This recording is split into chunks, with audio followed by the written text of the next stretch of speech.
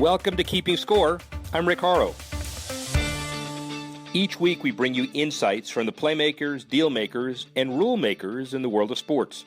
I'll give you my take on some of the items of the week using my 30 years of experience doing deals for teams, leagues, and players in the $750 billion business of sports. Plus, we'll talk with a central figure in the sports world. The views expressed in this podcast are my own and do not represent the views of Reuters. Let's get started. FIFA has a new president, Swiss soccer executive Gianni Infantino, elected Friday to replace Sepp Blatter. Reuters European sports editor Mitch Phillips joins us. Mitch, tell us a little about Infantino. Well, he has been the General Secretary of UEFA, European soccer's governing body, for 7 years. He was very much a kind of background man behind the figurehead of Michel Platini for a long time, and Platini was always likely to be, was intending to be, and everyone saw as the kind of European, the next man in line. When Platini was ruled out, when he was banned from the game, Infantino was kind of catapulted into the limelight as a kind of unexpected candidate to represent Europe. And then he suddenly found himself as a front runner, and he suddenly finds himself today as the most important man in the world's most important sport. It's an amazing story. The other piece of this, he, in his years, had a lot of responsibility and took credit for much of the revenue enhancement for UEFA as its general secretary. So obviously bringing dollars to the table was a very important consideration as well. Yeah, exactly. I mean, he said that in his address today. He's often spoken about that, and he says a figure he often rolls out is that in the 7 years he was there, he increased income by 3 times. You know, in a time of quite stringent financial pressures. So, with FIFA talking about big deficits at the moment, I think a few voters certainly were swayed by his business acumen, and he'd like to make a big deal of his strength in that regard. And I think people do regard him as a very safe pair of hands in the financial sense. Now the puff of white smoke has come. Everybody understands the impact of this, but from your perspective, Mitch, what does his election really mean? The most important message, and the message that will be so disappointing to some of the candidates that are beaten, is that Europe stays in control. I mean, 17 years of Sepp Blatter in charge, and then just when UEFA's top man looked like he wasn't going to be able to compete, they somehow found a way to get a candidate in, and Europe maintains control. And for a long time, Asia and other parts of the world have been somewhat frustrated that Europe has continued to have this stranglehold on the game. They feel that they kind of have too much control on World Cup qualifying places. There's too much influence from the major European clubs and the major European leagues. And although FIFA have given lip service and actually delivered, World Cups beyond Europe and talked about going to new areas, that European influence will remain very strong. And I think that's certainly some of the quotes coming out from the European heads today and delegates today were saying it's a sense of relief, which is kind of interesting reaction to it. It's a relief that they still have control, and they were slightly concerned that if this power went to Asia, that Europe would be fighting to keep its control on top of the game. That's the most important thing from their side. What do we think might be the impact on the 2018 World Cup scheduled for Russia, or maybe more importantly, the 2022 event that is currently scheduled for Qatar? I think Russia is safe, but mainly because it's so soon now. I think realistically there would be any possibility of readdressing that vote, and it was never as controversial an award anyway as Qatar. Qatar's a different matter. Infantino and others before in the election have said that they will look at the evidence, and if there's evidence of wrongdoing in the voting process, that they will look at it. No one's committed to saying we will take it away, but they have said they will look at it, which could mean anything. And there will certainly be a new thrust from Europe, particularly. You remember the European leagues, the major European leagues, are still very unhappy at the idea of moving this World Cup to November in the middle of their season and disrupting their money-spinning seasons and disrupting the Champions League. And they will think this is a great chance to have another look at this and use this new election as a chance to investigate that, and hopefully they will see as a chance to vote again on that very controversial award to take it to Qatar in the first place. So we've heard the word transparency 4 million times in the last couple of weeks. FIFA voting on reforms. What's the organization deciding on important issues, earning disclosures, term limits, a professional general secretariat, and the like. What do you think ultimately comes out of this, and does it have any effect and impact?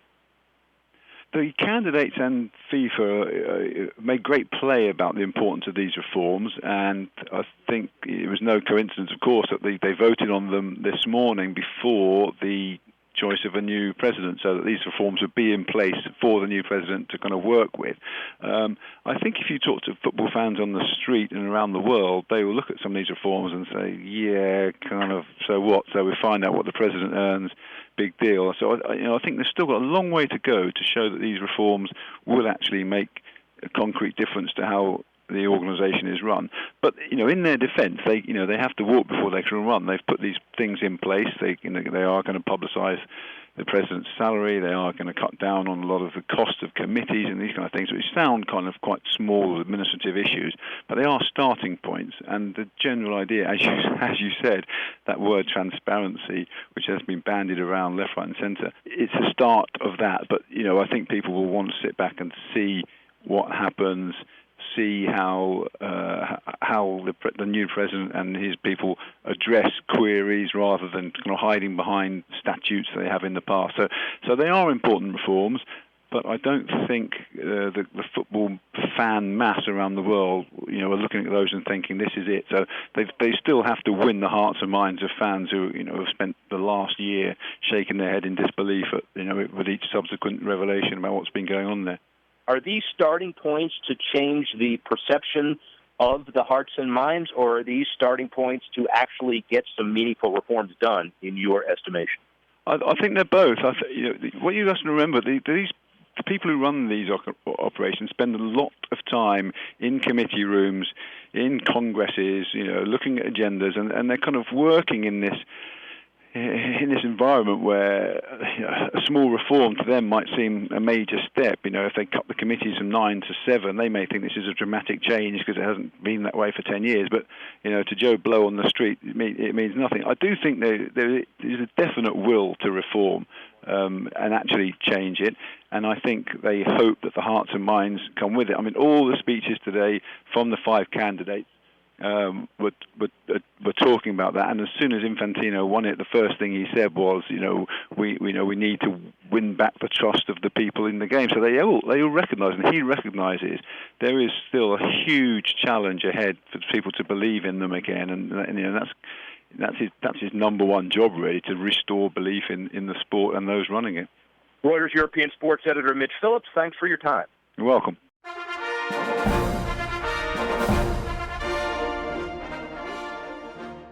Efficiency and cost controls are the themes for the 2024 Olympic bids. Los Angeles and Paris unveiling aspects of their plans for the Games. LA would use 24 sites around the metropolitan area that already contain facilities, according to the LA Times. A renovated Coliseum would serve as the main Olympic stadium. Paris organizers say 95% of the venues already exist or would be temporary to minimize investments. Rome and Budapest are also in the running. The decision on host city for 2024 doesn't come until September of 2017. Now to managing a sports franchise. My conversation with Jerry Colangelo, who currently serves as chairman of basketball operations with the Philadelphia 76ers. He also owned the Phoenix Suns and Arizona Diamondbacks and is chairman of USA Basketball. We'll take you back to a couple of things which I'm sure listeners want to know about. First is a fateful decision in 1959 or 60, I'm not sure which, to follow Will Chamberlain out of Kansas and decide to play at the University of Illinois. Right then, you demonstrated your ability to identify a front runner, didn't you? Well, my plan was to win an NCAA championship with Wilt, and that was in the fall of '57. I was there a semester. Wilt advised me he was quitting to sign with the Globetrotters, and at the moment it broke my heart. Yet I was led to consider transferring. I did, to Illinois. It was meant to be. God had a plan for my life, and one of which was to meet a woman that I fell in love with almost immediately, and she and I have been married now for 56 years. Well, that is more important than any of these other things on your accomplishments. But One of the rumors, by the way, from a business perspective, is that Michael Jordan took his number 23 after yours at Illinois. Is that correct? Well, that's my story, and I'm sticking to it, Rick. It at least gives me claim to the number. So it's just a coincidence. In all seriousness, you do tell a story in your autobiography, How to Play the Game, How You Play the Game, about graduating college and then starting to work at the House of Charles, a tuxedo rental shop in Chicago Heights. This is relevant for a business audience.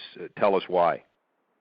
Well, primarily in looking at my options, a coaching, teaching position on a high school level, which was one option. Number two, interviewing with some large corporations for management training programs. Or thirdly, go into a small business, go back to my roots, my hometown, play basketball competitively for 3-4 nights a week, get paid a little bit of money.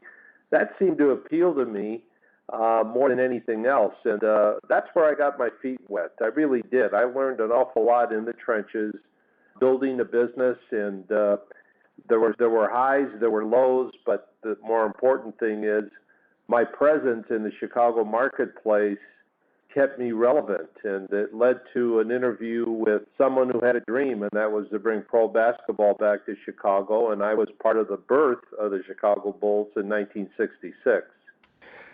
A pretty successful franchise in his own right. Jerry Colangelo, not only currently the chairman of basketball operations for the Sixers, but a former owner of the Sand Sharks, the Mercury, the Suns, Continental Indoor Soccer League, the Rattlers, the Coyotes, the Winnipeg Jets to Phoenix.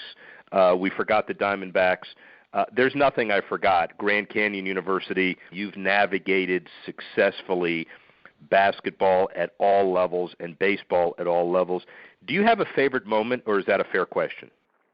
Well, it's a fair question. I've had many, many big moments, and I've been blessed with that, and I'm appreciative of those moments. And, you know, people would refer to winning a World Series or winning gold medals or winning championships as, you know, the moments to remember most. But I think in my mind, those were all great, and some are better than others. And quite honestly, I think winning gold medal for your country, representing your country internationally on that kind of a stage is about as good as it can get. But I think of milestones in terms of, I've only been involved with the expansion teams, by the way, so it's all been about building and milestones with each franchise.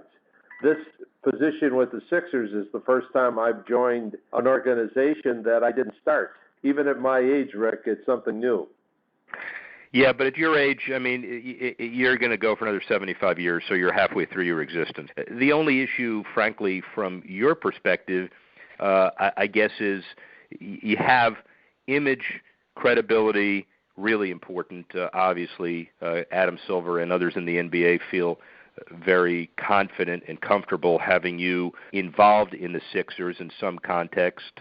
They've had a checkered few years, let's say, relative to draft picks and let us say intent.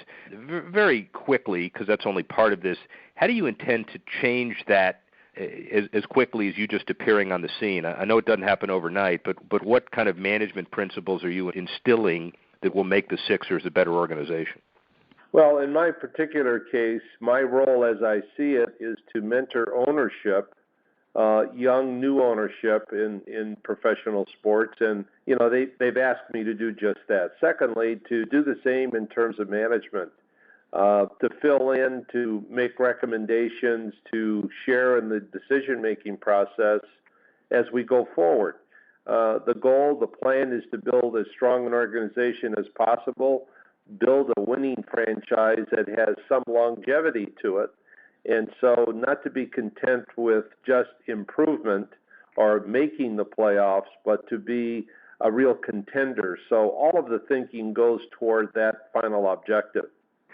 You have the ability, too, to reflect back on your 9 million years of experience in the NBA and then provide some governance management advice, not just with the existing 76ers, but I assume for Adam Silver, Mark Tatum, and the rest of the organization. If you wanted to wave a magic wand and change something related to the economic structure of the NBA today, what would it be? You know, I think the economic situation for the NBA is very, very strong right now, and that portends to the new television contracts that have just exploded. It's created valuations of franchises that are off the edge, if you will. I mean, it's just amazing to think about the growth in valuations of franchises, and it goes beyond just the $2 billion that Steve Ballmer paid for the Clippers a year and a half or so ago. The bar has been raised. There will be challenges regarding how the monies are split relative to the union and the owners in the NBA. That I see as the biggest challenge going forward. And now we get back to collective bargaining. And the collective bargaining, it's not a golden goose. It's a gaggle of golden geese. And it's are you a little nervous about how the NBA risks dividing its riches in the future relative to those TV dollars and the $90 million per team cap that may not be good enough right now? Well, those are those challenges that I refer to. There's new leadership, of course, with the Players Association, and how that plays out remains to be seen. I would hope that at the end of the day, the real concern or the real focus on the part of both the Players Association and the ownership is that we have a great big pie that we need to split up. It should be only about building and growing the pie. And in doing so, everyone wins. When you go a little bit greedy one way or the other, don't over-negotiate yourself, and that's when issues take place. I'm not contemplating anything like that. There's always that concern, fear, rumor, speculation that may be coming around the corner, but to this point, I don't think I see that coming. So you sit in Chicago at a Cubs baseball game, and you're probably depressed because they probably lost it. And then you said, let's figure out how we deal with expansion of baseball in Arizona. And then you fast forward to the 2001 World Series where you break New Yorkers' heart. Come a long way, haven't you? Baseball and Phoenix and the Valley and more to come, right? Well, in 92-93, the Suns played for the NBA championship against the Bulls, and that night at Wrigley Field was the first night game I had seen growing up, a Cubs fan in Chicago as a Chicagoan. That was exciting. And it gave me a little taste of baseball again. I had kind of drifted away from the game. And a couple of weeks later, I was approached in Phoenix by some leadership in town. Jerry, you're the guy who can make baseball happen. We're ready for baseball. And after due diligence, I made a decision to go for it. A year later, we announced that. And a year later, we were awarded an expansion team along with Tampa. And our first year was 98. And we did win a World Series faster than anyone in the history of the game. And to say that was exciting is an understatement. Are you happy with where, and you have a little less standing now because you're not in that sport, but are you happy with the direction of where baseball is going economically? Well, there again, I think the valuations have gone up. The television money is extraordinary. The Players Union in baseball is the strongest union of all the professional sports leagues, and that will always be challenging for ownership in baseball. And so the biggest issue for them, as I see it, is the lack of youth playing baseball in our country. There's been a declining number of participants because participants become spectators. And when you lose that initial fan base of interest in the game, that could be an issue as we kind of move along over the next decade or two. How do you deal, Jerry, with the modern athlete? I don't want to overgeneralize, but your faith and credibility and relationships and doing the right thing are so incredibly important to you, and that's what everybody takes away. Are you frustrated by the me generation and the opportunity to say anything, anywhere, anytime on social media that some athletes do not take advantage of the correct way? Yeah, I'm always concerned about how young people face up to responsibility. I think everyone should be accountable for their actions. I think when people say I'm not a role model, I don't buy that. Not to be specific and attribute that to Charles Barkley or anything, but oh yeah, sure, not to be specific. Yeah, but I do think that when you're blessed with ability and you have the opportunity to earn incredible money as an athlete on a professional level, then you need to be held accountable. You need to be socially responsible, and you need to be a good person. You need to be giving back, and so. To me, I do get a little frustrated. Some athletes just totally acting out, and they're so caught up in their own thing, if you will. They're not helping themselves. They're not helping the sport or a league. But, young people are prone to make mistakes. And I think parents and teachers and all the people who are part of a system that deliver a 20-year-old to a professional sports team have a responsibility to try and help those young people cope and deal with all the things that will be coming their way. So there's no easy solution, but it's something that we should continually look at, focus on, and try to make it better. International audience, are you and Coach K ready for Rio? We are. I'm a little concerned about Coach K having a knee problem. I think he's going to have a knee replaced the day after the Duke's basketball season is over, and he can use the other one. He'll probably, move around on the one good knee, if you can call it a good one. But yes, I think all of our plans, all of the things we needed to do in preparation are pretty much in order and in shape. And boy, the clock is ticking. We're getting close. We'll be in training camp in mid-July. We'll break camp and play 5 games in preparation, friendly games with opposition until we leave Houston for our trip to Rio. And I'm excited again for my third run at a gold medal after winning in Beijing in 2008 and London in 2012. Jerry, finally, of all your lofty accomplishments, I think this one requires and merits special attention. The National Leadership Director of the National Italian-American Sports Hall of Fame, and located in, by the way, the Colangelo building on Taylor Street in Little Italy, Chicago. I'd be really impressed with that. I assume you are as well. Anything that you can do for your neighborhood, if you will, and I've always been proud of my heritage.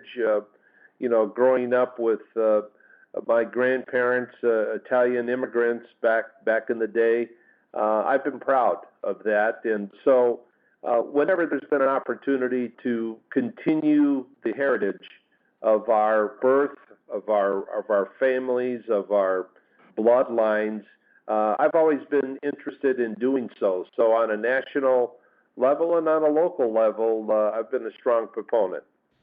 Jerry Colangelo, as usual, thank you very much. Blessed to be with you. Really appreciate it. Rick Horrow, speak with you soon. Thanks for listening to this edition of Keeping Score. I'm Rick Horrow. The producer of the show, Alex Cohen. Associate producer, Bethel Habte. Assistance provided by Tanner Simpkins and Carla Swadek. And the executive editor of Reuters Digital, Dan Colarusso.